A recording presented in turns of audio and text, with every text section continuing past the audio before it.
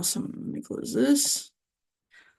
Awesome. All right. So, for those who don't know, my name is JRae. I am a pastor in the United Church of Christ within the Christian tradition, but trust and know that I am not one of those Christians. I am, that just happens to be the tradition that I grew up in. That's the tradition where I first learned to follow love. And some point, maybe I'll give you my whole story about the woundedness I received from church based on who I am and the way church is, and then the way that I kind of found my teacher again.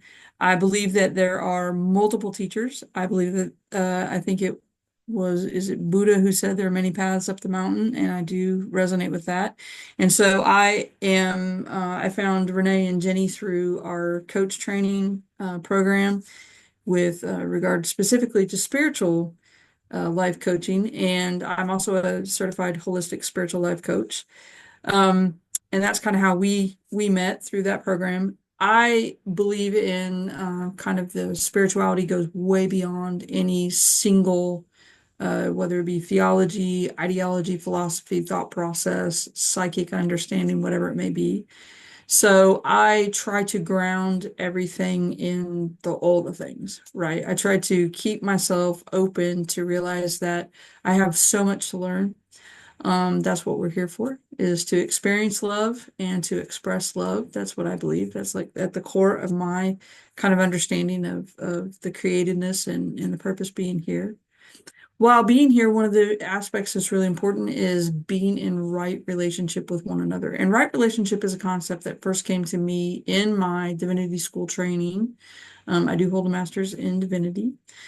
In my divinity school training, we had to do a program which was called field education. And that was basically where we go out into the world and try to practice the different things that we were learning and find that place of where the academic conversation of theology meets the actual practical expression of love, right? And figure out where something may sound good on paper.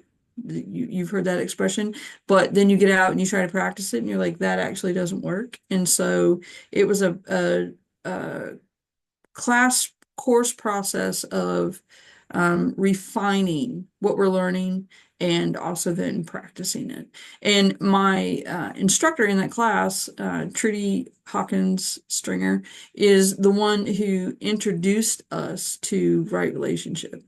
And I want to go ahead and do that presentation with you today. I'm going to skip this next one. This is where I actually do my intro. Not only do I hold a master's in divinity, I also hold a master's in science and education in curriculum and instruction.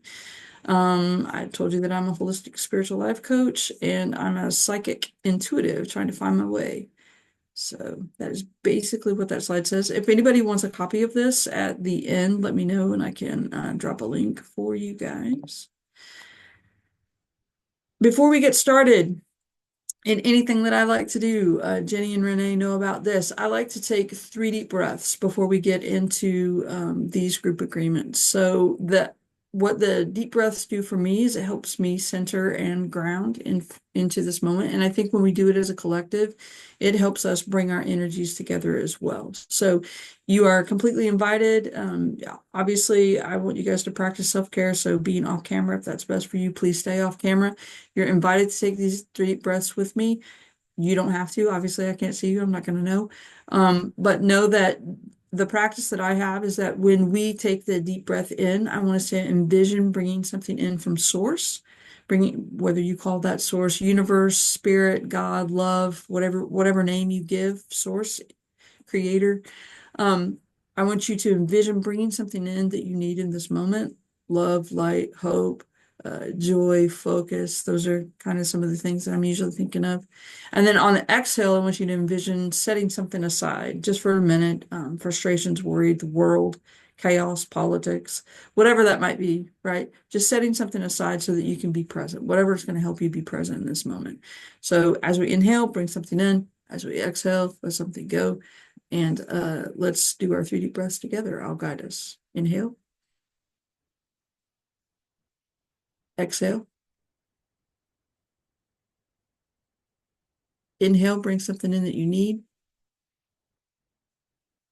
Exhale, let something go. Last one, inhale, exhale. Excellent. Thank you for that. In this presentation, I'll do this presentation part, and it is being recorded. And then when we get to the end of this presentation part, I like to open us up for discussion. At that point, we will shut the recording off. I like the discussion part to be a brave space where we can be vulnerable. We can share back and forth. Just know that you can interrupt and ask questions if you need. But if whatever you ask before the presentation is done, it will be recorded. So if you don't want that recorded and you want to wait until the end and save that for conversation, just know that conversation will come. I also, to let you know, I can't see the chat currently. So if there's something in the chat that is urgent, I ask Renee or Jenny to let me know. Stop me and bring it up. Also, though, whatever's brought up before the presentation is done is being recorded and will be available to others. So let me see if I can move this so that we can kind of see that a little bit. All right, so in-group agreements, when we get to the part where we're actually having a conversation, I invite everyone to do these things. Prior to that, as I'm going through the presentation, I still invite you to do some of this work, right? So when we're creating a brave space, it's really important to make sure that we maintain confidentiality. This part of the presentation is fine. It can be shared. It can be put in our groups. It can be, we can use it as a workshop. We can use it as posted on Facebook. We can put this part of the presentation out for the world. When we get into the conversation, though, we want to maintain other people's confidentiality. So whatever's said here stays here, that kind of a thing. And if something is stated and it's kind of like an epiphany, it's kind of like this golden nugget. And we're like, ooh, man, that is wisdom right there, right? Rooted in wisdom, we're all about that. We're all about sharing the wisdom. We're all about gaining wisdom from others, right? We're about that give and that take. If we think somebody says something and we're like, man, that's powerful, can we use that? Let's be sure to ask, right? Let's be sure to ask if we can use somebody else's epiphany. We want to listen to one another, but we want to listen with curiosity. Right. So we want to make sure that we're positioning ourselves so that we can hear what other people are saying from a place of curiosity, not a place of judgment. We want to acknowledge and respect other people's voices.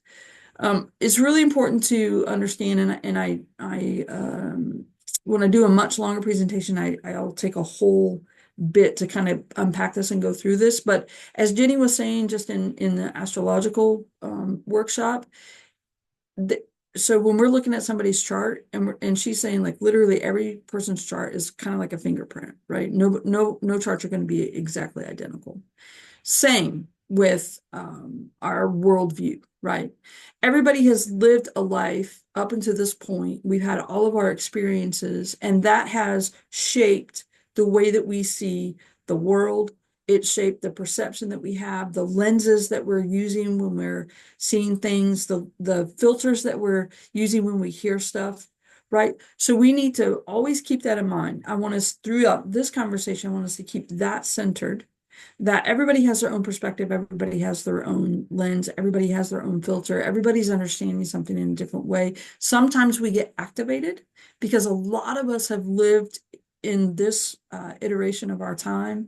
And if we subscribe to past times, past lives, we have had experience of trauma, right? And so sometimes when we'll hear somebody say something, we're like, wah, wah, right? If we feel ourselves do that, that's where we're moving into two. When we're learning something new or when we're hearing what somebody else says, we may become uncomfortable. We may experience some discomfort. When we experience discomfort, the invitation is to expect and accept that we may not get a nice little bow on that. We might not get that tied up today. We may not get closure on that. And that even if we're feeling that, the encouragement is to stay engaged. Stay engaged in the listening, stay engaged in the unlearning, stay engaged in what it is that we're experiencing here today. However, the caveat on that is if it is something that activates you in such a way that it is no longer safe for your mental health. It is no longer good for your mental health to continue in that vein of conversation or in that portion of conversation. Disengage. Please always take care of yourself first. And if that means that you have to step away while the conversation is happening, or if it means that you actually need to leave, please feel free to do so. No judgment on my part. I understand. If you would like a follow-up, though, if you would like to have some conversation, if you would like to unpack something, my email address, and there's a resource page at the end that'll give this to you, is pastorjrae, JRae, @gmail.com. Feel free to email me at any time. The last and final aspect of group agreements is to allow yourself to grow in this moment. It is to examine your assumptions. So when we hear something and we're like, plot, ask yourself why. Why did I just do that? Why do I feel that? What's going on for me? What just got activated? What's being stirred? Ask yourself those questions. Consider the new information as something that perhaps you need in this moment. This is an opportunity to invite you toward that growing edge. Growing edge is a term I learned from a mystic Christian, Howard Thurman. I encourage anyone to look up Howard Thurman and to read his work, even though you may say, I'm not about Christianity. That's okay. He was a mystic, so a lot of what he says, he may use God. You can replace God with whatever word that you give to Creator, to Source, to Universe, to the Infinite, the All. He has a lot of really good stuff that he learned. He was born in he may have been born in the late 1800s or early 1900s, and he lived during such a time of a lot of, kind of like what we're feeling right now, kind of a lot of shifts. It would be interesting to know where Pluto was during his lifetime. So anyway, that is group agreements, and let's go ahead and move on to the next thing. So what is right relationship? Right relationship is a relationship through which all parties are allowed, encouraged, and expected to be and become their most authentic self. In right relationship, we are allowed, encouraged, and expected to grow. We are treated with compassion and respect, and we reciprocate these things to others. That's really important. There are 4 basic components to right relationship. The first is self-awareness. This is where we start. The second is understanding. Our next step is the understanding of others. So self-awareness is where we're understanding ourselves. The understanding piece on this screen is where we're looking at understanding others. Through understanding ourselves and understanding others, when we're building a relationship, we want to create a contract. And within this contract, we're keeping things mutual, reciprocal, and respectful. And ultimately, we create an agreement. In this agreement, we are talking about our boundaries, we're talking about expectations, and all parties are coming to an agreement that, yes, this is what we want in our relationship. So I'm going to go through and unpack each of these a little bit more. And then at the end, we can come back to this slide if need be, or, we'll see how this goes. Okay. So self-awareness, we are creating right relationship with others. It begins with knowing ourselves well.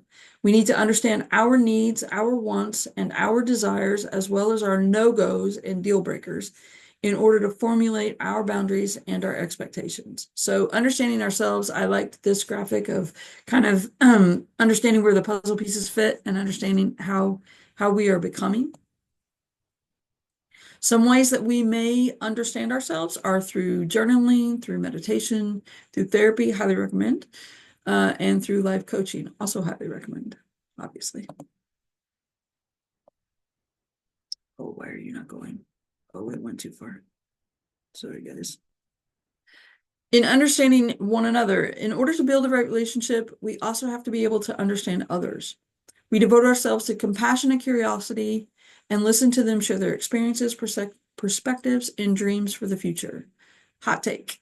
Sometimes listening to others helps us understand ourselves better too. I know for myself, I'll just share just a real quick kind of personal story. For myself, when I was navigating my gender identity and learning about that, it was through listening to other people share their own story that I found the spaces where, oh, that's describing me, that sounds like me, that sounds like me as well. And that's how I was able to come up with those labels for myself. Also, more recently, I have also, and I love TikTok. I'm going to give TikTok props for this. Um, Being a space that allowed people to share their experience about their neurodivergence, because that's also where I discovered that, oh my goodness, also all my life I've been neurodivergent, and how beautiful and wonderful that would have been to know all of those things much earlier in my life. So sharing, listening to others, understanding others also helps us understand ourselves. That's another, probably should also be a bullet point on the self-awareness side. We can understand others through being curious with our deep listening and our empathy. These things could be an entire workshop. Listening, understanding can be an entire workshop itself. Probably something that I'll put in the course. Creating the contract. When I'm talking about creating a contract with others, I'm not talking about actually sitting down and writing things out like Sheldon Cooper style. That just always makes me laugh that he has all these contracts, right? But it does mean at a minimum you are having conversation with people and you are developing a way that you want the relationship to flow. Everyone gets to share, everyone gets to listen. This is where we are fluid with mutuality, reciprocity, and respect. And also, I would say that even when you're just beginning to establish like what are kind of the ground rules, group agreements, whatever, right, for our relationship. Um, no one trusts that all of this is kind of fluid. These things are listed as one, two, three, four. Nothing is linear in my experience. I'm a Gen Xer, so I grew up being told that everything was linear and like literally nothing is linear. I think in this space, probably everybody understands that, but I still feel like felt led to kind of share that with you right now. Nothing is linear.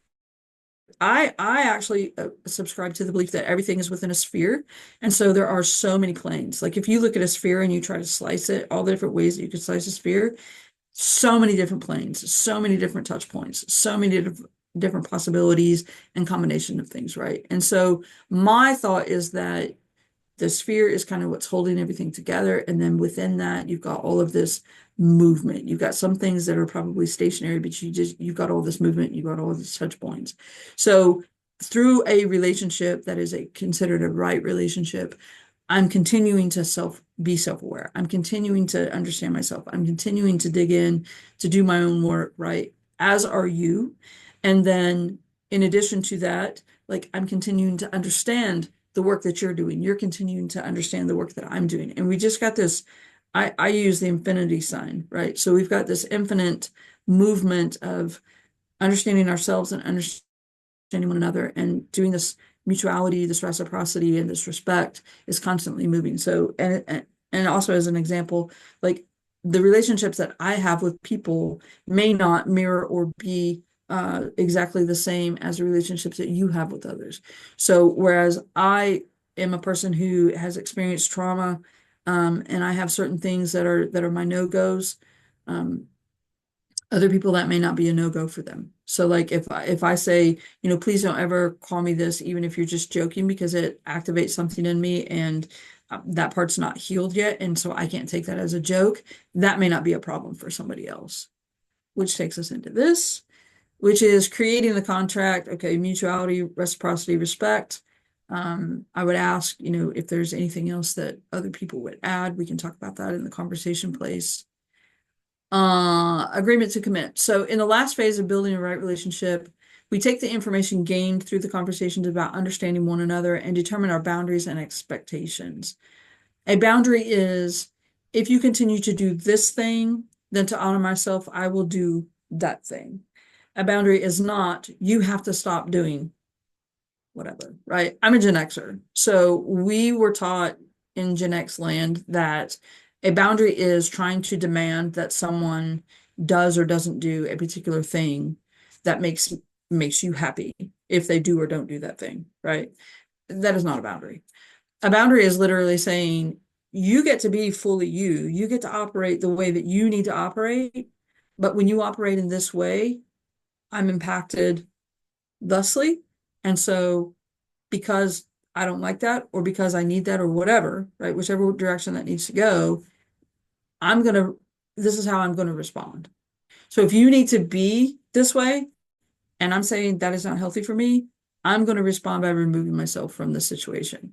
I'm going to end the conversation. I'm going to do, whatever I need to do to honor myself. We don't have to abandon ourselves for other people. Other people don't have to abandon themselves for us either, right? So that goes both ways. That's a whole reciprocity and mutuality thing. Unspoken expectations are relationship enders. I've personally experienced this. It was kind of mind-blowing for me when I realized that we can't require others to read our minds, to guess what it is that we need.